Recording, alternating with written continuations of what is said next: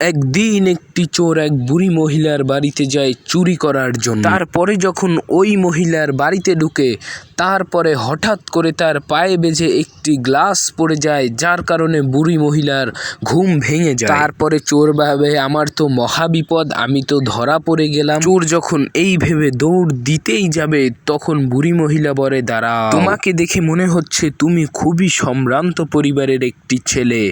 পরিবারের আর্থিক অভাবে তুমি এই চুরি পেশাকে বেছে নিয়েছো।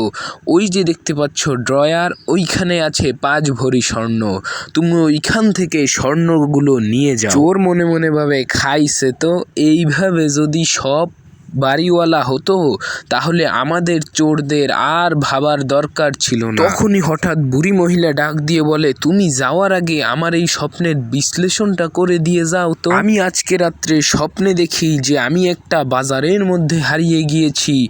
তখন আমি কাউকে চিনতে না পেরে জোরে জোরে ডাকতেছি, রফিক রফিক রফিক। এই ডাক শুনে পাশের ঘর থেকে তার বডি বিল্ডার ছেলেটা বেরিয়ে আসে। এসে চোর দেখে চোরটাকে উদুম কেলানি দেয়। অনেকক্ষণ মারার পরে বুড়ি বলে, এবার থাম বাবা, ওটাকে আর মারিস না। চোর বলতেছে, না আপনি এ কথা বইলেন না, আমাকে আরো মারুক, আমার শিক্ষা হওয়া দরকার। আমি একটা চোর, কোনো ভবিষ্যৎবাণী দেওয়া বা স্বপ্ন বিশ্লেষণ করা জ্যোতিষী নই।